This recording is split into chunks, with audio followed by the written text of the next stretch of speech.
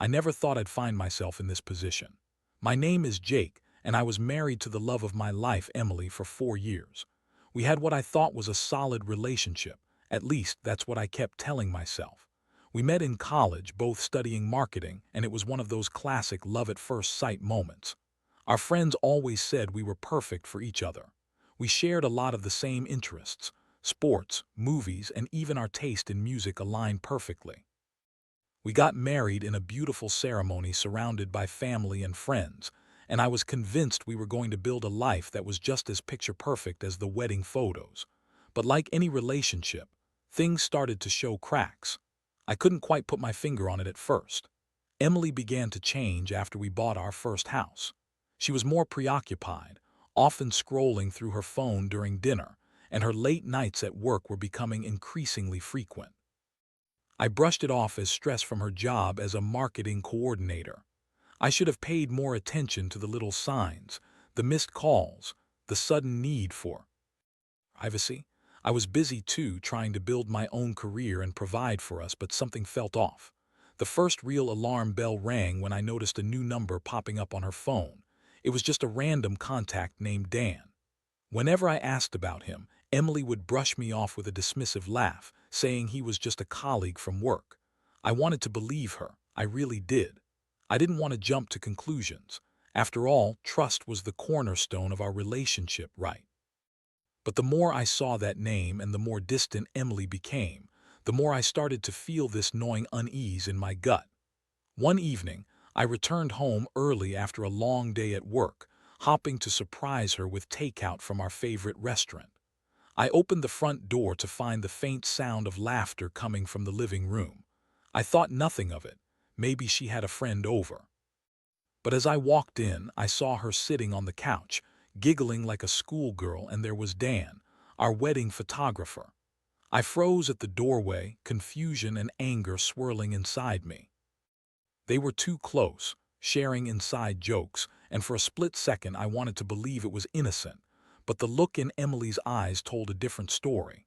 I mustered the courage to step inside, and the moment I did, the laughter faded. Emily's face turned pale as she registered my presence. That's when I saw the panic in her eyes, the realization that she had been caught. I barely managed to hold back my rage as I demanded to know what was going on. Dan shot up from the couch like he was about to bolt, but Emily waved him off, her expression shifting from shock to defiance. "Jake, it's not what it looks like," she started, her voice laced with that familiar bitchy tone I'd grown to detest. "We were just talking about the wedding photos." "Talking?" I spat back, barely keeping my voice steady. "That's all you were doing?" Emily hesitated, searching for the right words, but that's when I saw it, the guilt flickering behind her eyes. I felt my heart racing, the weight of betrayal crashing down on me. I wanted to scream, to make her feel the pain she'd inflicted on me, but I was too stunned to react. My mind was a whirlwind of emotions: anger, sadness, disbelief, and worst of all, betrayal. "Jake, please let me explain," she pleaded, but I was done listening. The woman I thought I knew was lying to my face, and I had no idea how long it had been going on. I could feel the ground beneath me shifting as the gravity of the situation sunk in. The confrontation spiraled into a mess of accusations and half-hearted justifications. Emily claimed it was just a fling, that it didn't mean anything. She said I had been neglecting her, too focused on work to pay attention to her needs. But I didn't want to hear it. All I could think about was how she had betrayed our vows, the promises we made to each other. As I stood there, the reality of my life crumbling around me, I knew things would never be the same. I was left with a choice: stay and try to salvage what was left of our marriage, or walk away and start fresh. My heart raced as I considered my options. I felt like I was at a crossroads, and I had no idea which path would lead to healing. What I did know was that I needed to take action. I couldn't let her get away with this betrayal. I needed to regain control of my life, and I was determined to find a way to erase every memory of her from my mind. Little did I know, the journey ahead would be filled with twists that I never anticipated. After the confrontation, I felt completely lost. My mind was spinning with thoughts and emotions, and I knew I had to make a decision quickly. I spent the night packing my small living room, replaying every moment, every laugh, every promise made, only to realize how hollow those moments felt now. I couldn't shake the image of Emily with Dan. It was burned into my brain, a constant reminder of her betrayal. The next morning, I woke up to a deafening silence. Emily was gone, likely staying at her friend's place, but I didn't care. In that moment, solitude felt like a blessing. I grabbed my phone and started scrolling through our photos, our wedding, vacations, birthdays. Each image felt like daggers piercing my heart, taunting me with the memories of a life that had suddenly gone up in flames. After a few minutes, I couldn't take it anymore. I shoved my phone into a drawer, locking away those memories that felt like they were suffocating me. As the days passed, I found myself in a haze. I was angry, hurt, and disgusted. Emily would text occasionally, asking if we could talk, but I ignored her. I didn't want to hear her excuses or justifications. I needed time to process my emotions, to figure out how to move forward. I started to plan my revenge, not in a traditional sense, but a deeper, more personal vengeance. I wanted to erase every trace of Emily from my life, to wipe the slate clean. I had always been the type to approach problems with a pragmatic mindset. If something was broken, you fix it or get rid of it. And right now, I felt like my marriage was irreparably broken. I made a list, a physical manifestation of my intentions. It included things like changing the locks, donating her clothes, getting rid of our shared furniture, and even canceling our joint bank accounts. I wanted to cut ties completely, not only with Emily but with the life we built together. I wanted a fresh start, like I was moving to a new city, starting a new chapter where she didn't exist. I spent weekends clearing out our home. I boxed up her belongings, carefully taking each item and weighing its emotional value. I found her wedding dress tucked away in the back of our closet, still pristine, untouched since that day. I hesitated, fingers grazing the fabric, memories flooding back. But then the anger reemerged. I couldn't keep this reminder of her betrayal. I took it outside and tossed it into the back of my car, planning to donate it later. With each item I discarded, I felt lighter, more liberated. It was like shedding a layer of skin that had been suffocating me for years. I was finally making progress in regaining control of my life. I also started to reach out to friends I hadn't spoken to in a while. I needed support, someone to help me navigate this mess. I met up with Mike, a buddy from college who had always been there for me, and we hit up our favorite bar. Over beers, I poured my heart out about everything that happened. The shock on his face when I mentioned Dan was palpable. The wedding photographer, seriously, he said, shaking his head in disbelief. Yeah, I can't believe I was so blind, I replied, my voice dripping with disdain. But it's over, man, I'm done with her, I'm erasing everything. Mike nodded in approval, leaning back in his chair, supportive as ever. Good. You deserve better, man. Let's get you back out there. There are plenty of fish in the sea and you don't need that baggage. As the conversation flowed, I started to feel a flicker of hope. Maybe there was a way to move forward, to reclaim my happiness without Emily. I took his advice to heart, brainstorming ways to get back into the dating scene. I even downloaded a dating app, just to see what was out there, although my heart wasn't fully in it yet. But the more I thought about it, the more I realized that my emotional reset was just beginning. I needed to put myself first and rebuild who I was without Emily. I didn't want to be the guy who got cheated on. I wanted to be the guy who took control of his life. The decision to erase every memory of Emily became not just a plan for revenge, but a path to self-discovery. One night, I sat alone in the dim light of my living room, surrounded by boxes of her things. I had a moment of clarity. It was time to stop nursing the wounds and start healing. I picked up my phone and took a deep breath. I texted Emily, telling her we needed to meet and finalize the separation.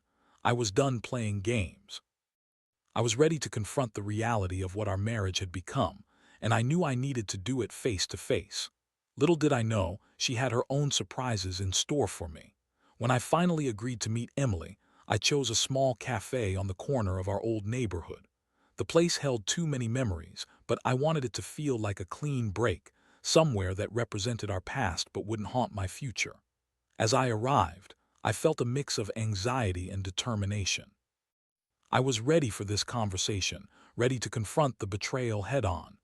Emily was already there, sitting at a table in the back, nervously playing with her hair.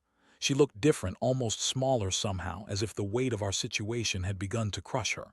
But the second I sat down, the familiar bitchy attitude resurfaced. "Thanks for coming, Jake. I didn't think you would." Her tone was defensive, and I could sense she was trying to play the victim. I took a deep breath, reminding myself that this was about closure, not a fight. "We need to talk about everything, Em. I want to know what happened between you and Dan." She hesitated, biting her lip. "I don't know, it just happened. You were so busy with work and I was feeling lonely. Dan was there, he was kind to me." She trailed off and I could see the guilt wash over her face. "Kind to you?" I interrupted, incredulous. "You mean he was sleeping with you while I was trying to build our future? How could you throw away everything we had for a fling with our wedding photographer?" Her eyes narrowed and she leaned in closer, her voice dropping to a whisper. "You're making this sound way worse than it is. It was just a mistake, Jake. I never meant to hurt you." "A mistake?" I shot back, my anger bubbling to the surface. "This isn't some minor blunder, Emily. You made a choice time and time again to betray me. You didn't think I deserved honesty." She looked down, avoiding my gaze, and for a moment I thought I saw a flicker of remorse. But then her defensiveness returned. "You act like you've been so perfect. You were always wrapped up in your projects. You didn't even notice how distant I had grown." I felt my heart race as I fought to maintain my composure. "So you decided to jump into bed with someone else instead of talking to me. If you were lonely, you should have come to me. I would have listened." She brushed a tear from her cheek, finally breaking down. In that moment, she seemed vulnerable, but I was done falling for her manipulation. "I'm sorry you feel that way, but it doesn't change anything. This is over, Emily." The silence that followed was heavy. I could see the truth crashing down on her, and for the first time it felt like she realized the gravity of her actions. "Are you really going to throw everything we had away, just like that?" "No," I replied, my voice steady. "I'm throwing away the person you've become. I deserve better than this." As the words hung in the air, I could see her processing the finality of my decision. The hurt in her eyes turned into anger. "You think you can just wipe me out of your life? You're being so dramatic, Jake." I couldn't believe how selfish she sounded. "You don't get to dictate how I feel or how I move on. I'm done with this. I've already started packing up your things." Her expression shifted from anger to disbelief. "What, you're serious?" "Absolutely," I said firmly. "You don't get to play the victim here, Emily. You made your choices and now I'm making mine." In that moment I felt empowered. It was as if I had reclaimed my voice after being silent for too long. I stood up, ready to walk away from the wreckage of our marriage. But before I left, I had one last thing to say. "I hope you find happiness, Em, but I can't be a part of your life anymore." As I turned to leave, I felt a strange mix of relief and grief. There was no turning back now. I had severed the ties that bound us. The emotional weight felt lighter than it had in days, but I knew there was still a long road ahead. In the days that followed, I threw myself into my work and began rebuilding my life. I reached out to old friends, rekindling connections I had neglected. I started hitting the gym, focusing on myself for a change. I was determined to reclaim my identity, to emerge stronger from this ordeal. But then, just when I thought I was gaining my footing, I received a text that knocked the wind out of me. It was from Emily, and it wasn't the apologetic message I had expected. Instead, it was a picture, a photo of her and Dan, wrapped in each other's arms, smiling. My heart sank. It felt like a direct stab to my gut. She was flaunting her betrayal, rubbing salt in the wounds she had already inflicted. I was seething. The emotions I had worked so hard to suppress came crashing back in a tidal wave of anger and pain. That message ignited a fire within me, and in that moment I knew I had to do something drastic. It was time to escalate my plans for revenge. If she thought she could move on so easily, she had another thing coming. I would make her regret her choices, and I would reclaim my life with a vengeance. As I began to plot my next steps, I couldn't shake the feeling that this would be more than just a personal journey. It would be a reckoning, and I was ready to face whatever came next. The moment I received that text from Emily, a picture of her and Dan, beaming with happiness, It lit a fire in me I didn't know I still had. I had spent days trying to be civil, trying to wrap my mind around the betrayal, but seeing her so carefree, so unbothered by the destruction she had caused, sent me into a rage. I felt my heart rate spike as I stared at the screen. I needed to take control of this situation, and I would do it in a way that would rattle her. I began to think of ways to make her feel the consequences of her actions, not just for her sake, but for mine as well. I had to let her know that her decision to cheat came with a price, and I was more than willing to collect. First, I took a moment to calm myself. I didn't want to act impulsively, but I was determined to execute a plan that would not only serve as vengeance but also as a lesson for her. I pulled out my notebook and began jotting down ideas, creative ways to turn her world upside down without resorting to petty harassment or anything illegal. I started by thinking about her new relationship with Dan. What if I could expose their affair to the people around them? I could reach out to mutual friends or even her family. I wanted her to feel the weight of her choices. But I hesitated, realizing that while it might bring me some satisfaction, it could also lead to unnecessary drama. I didn't want to be the instigator of a soap opera. I wanted to be the one who moved on, who flourished in my life after her betrayal. That's when I thought about her job. Emily had always been ambitious, climbing the corporate ladder with a relentless drive. She loved her position in marketing, and I knew how much it meant to her. I started considering ways to subtly undermine her confidence at work. Nothing malicious, just enough to make her realize that choices have consequences. I knew her colleagues respected me. I could casually mention to a few of them that I was surprised to see her with Dan, and that I didn't think they were compatible. I could plant the seed of doubt and let it grow. The next day, I executed my plan. I reached out to a few friends who still had connections with Emily's coworkers. I mentioned my concerns over drinks, framing it as a casual opinion. "I just don't understand how someone like her could be with someone like Dan," I said, feigning disbelief. "I mean, doesn't she realize how it looks?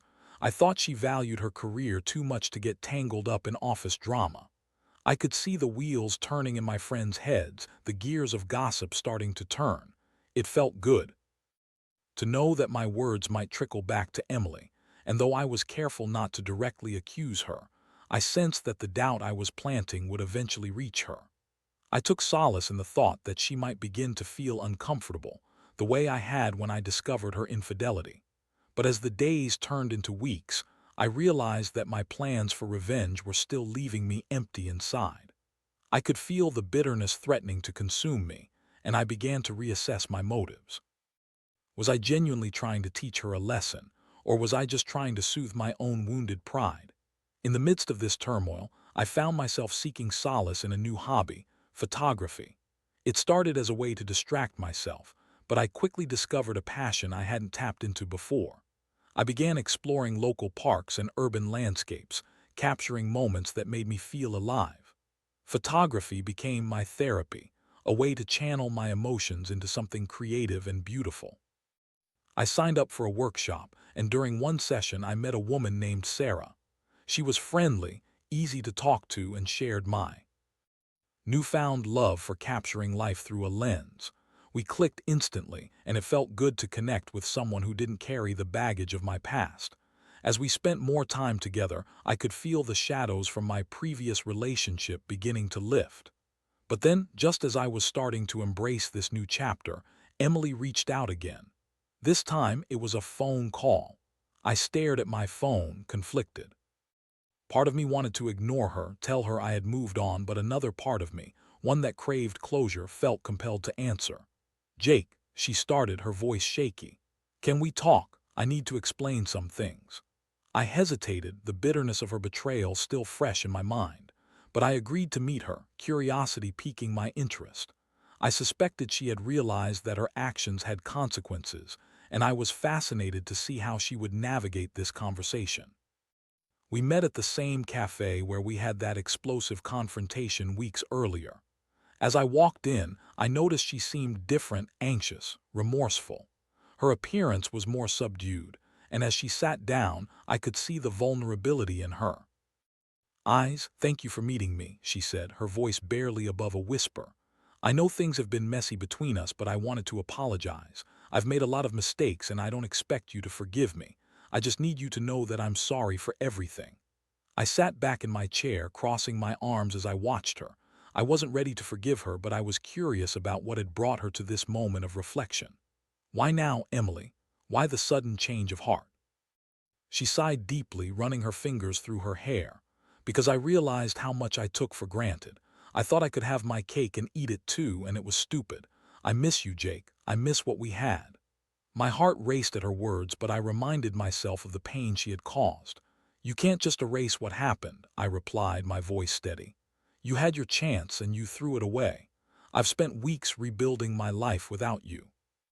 I'm not the same guy who would have taken you back after a few words of apology." Tears welled in her eyes, and for a moment I almost felt sorry for her. But then I remembered the image of her with Dan, the laughter they shared, and the betrayal that had shattered my trust. I wasn't in a position to empathize. I had learned my lessons the hard way, and I wasn't about to let her manipulate me again. "I just wanted you to know that I've realized my mistakes," she continued, her voice trembling.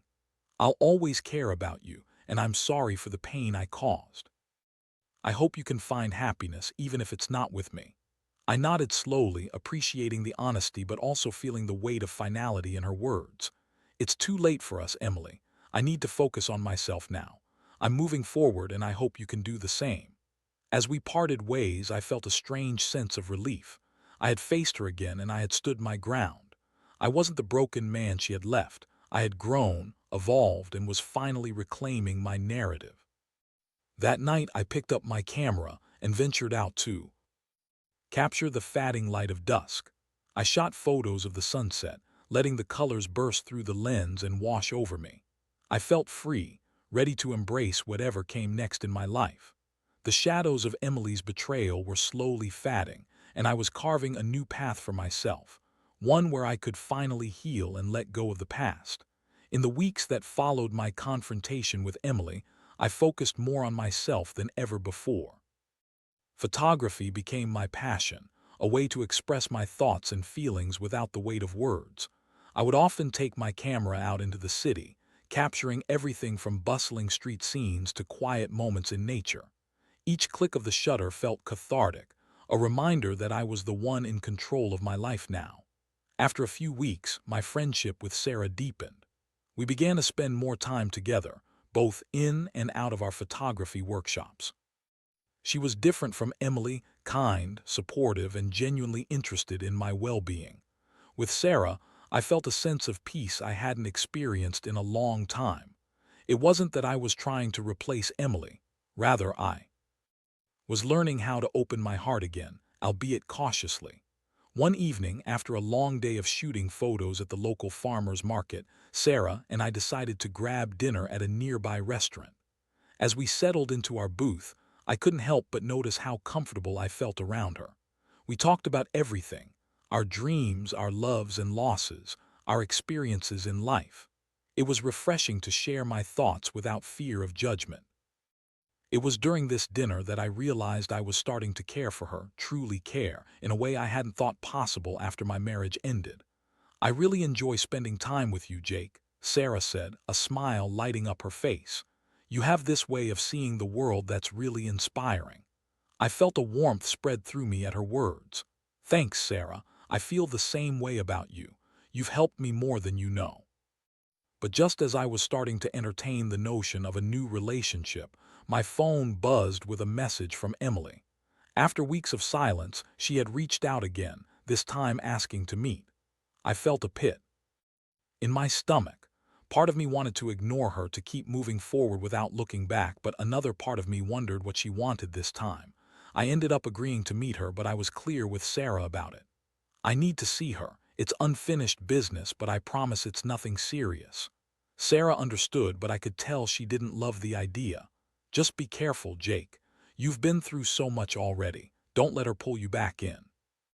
When I met Emily for the second time, I chose a different cafe, one that didn't hold as much emotional weight for me.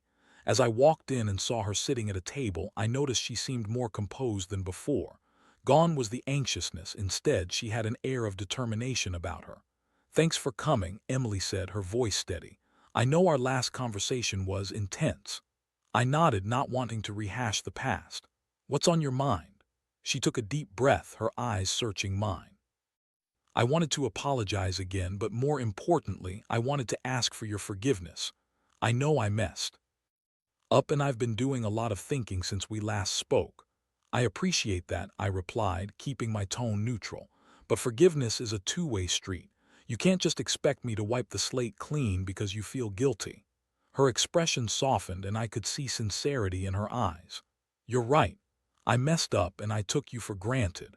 I've realized how much I valued what we had, and now that it's gone, I feel lost." My defenses were still up, but I couldn't help but feel a twinge of empathy. "Have you and Dan?" I hesitated, not wanting to know the answer, but I needed clarity. "No," she said quickly, shaking her head. "That was a mistake, a distraction. I thought I could find comfort in him, but it only made me realize how much I lost with you. He and I didn't work, and I didn't want you to find out through gossip. I wanted to tell you myself." I felt conflicted. Part of me wanted to reach out and comfort her, to tell her that it would be okay, but I was still feeling the sting of betrayal. "Why should I believe you now? You had your chance, Emily." "I know," she said, her voice trembling slightly. "I understand if you never want to speak to me again, but I genuinely want to work on myself. I've started seeing a therapist to understand why I made such terrible choices." I raised an eyebrow. "And what do you expect me to do? Just stand by and watch?" "No, I don't want that. I just want you to know that I'm trying to change. I'm taking responsibility for my actions, and I hope that one day you can see that." I sat back, contemplating her words. It was evident that she was genuinely trying, but the question remained. Did I want her in my life anymore? I had spent so much time focusing on my healing that I wasn't sure if I wanted to reintroduce her into my world, even if she was sincere. "Emily, I appreciate that you're trying to make amends," I said slowly. "But I'm still in the process of healing. I can't just let you back in because you feel guilty about what you did." She nodded, visibly crestfallen. "I understand. I don't expect anything from you. I just wanted you to know that I'm sorry and that I'm working on myself." As I looked into her eyes, a mix of sadness and sincerity, I felt a pang of compassion.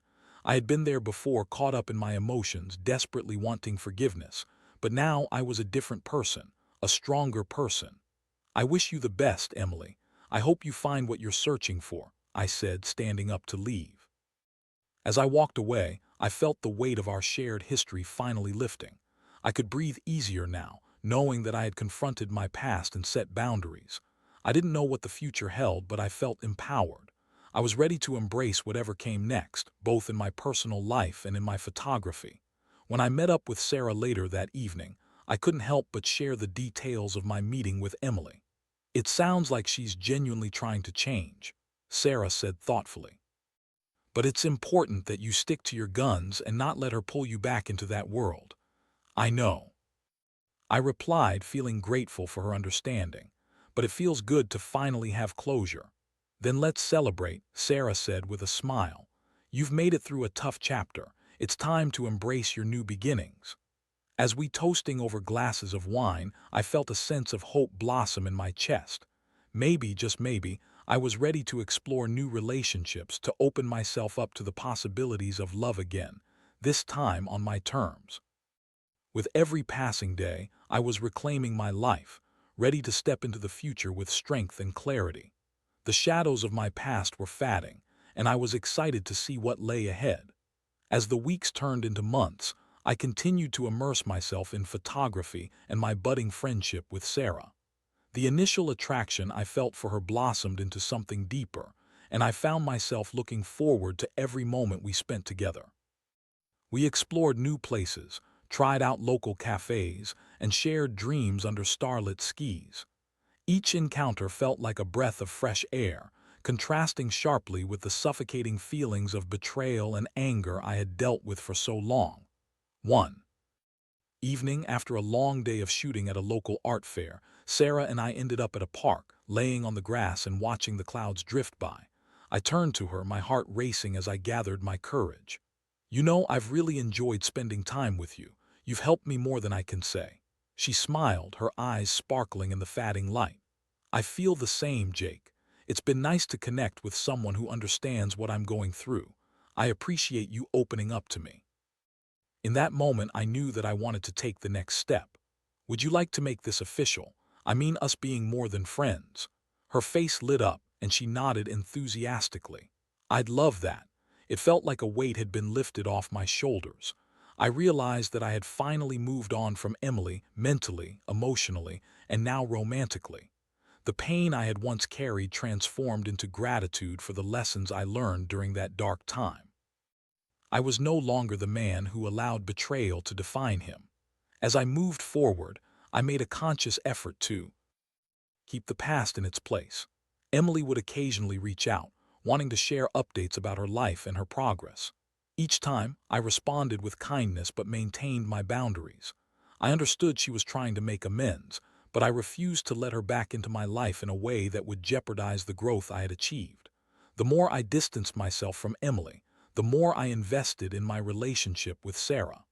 We began collaborating on photography projects, combining our creative energies. Together, we captured moments that spoke of new beginnings and shared experiences. I found joy in our work, creating pieces that reflected the beauty of healing and growth. One night, as we reviewed some of our recent shots, I noticed a photo of a sunset over the ocean that we had taken during a weekend getaway. The colors were vibrant, a stunning blend of oranges, pinks, and purples. It reminded me of the emotional journey I had traversed, the darkness of betrayal giving way to the light of new possibilities. Look at this one, I said, pointing to the image. It feels like a perfect representation of where I am right now, moving from chaos to clarity. Sarah leaned in closer to examine the photo. It really does, it's beautiful, just like you've become. Her words sent warmth through me and I felt my heart swell. It was a stark contrast to the emptiness I had felt after discovering Emily's affair. I wasn't just surviving anymore, I was flourishing. As the seasons changed, so did my outlook on life. I learned to appreciate each moment, to see the beauty in everyday experiences. I took long walks in nature, experimented with new photography techniques, and even started volunteering at a local community center, teaching kids about photography. I wanted to give back, to share the joy I had found in art with others. One day, as I was capturing images of children playing in the park, I felt a sense of fulfillment wash over me. I was no longer the man defined by betrayal. I had transformed into someone resilient and hopeful. I had built a life based on authenticity, creativity, and genuine connection. As I stood there, camera in hand, I noticed Sarah approaching me with a radiant smile. "What are you capturing today, Mr. Photographer?" she teased, her eyes sparkling with mischief. "Just the beauty of life," I replied, grinning back. "Want to grab lunch afterward?" "Absolutely," I said. As we walked side by side, I felt an overwhelming sense of gratitude. I had emerged from the ashes of my past, and I was finally ready to embrace the future, whatever it had in store for me. Looking back, I realized that Emily's betrayal had been a catalyst for change. It had forced me to confront my fears, redefine my worth, and ultimately discover what true happiness meant. I was excited about the path ahead, knowing that I was equipped with the resilience to face any challenge life threw my way.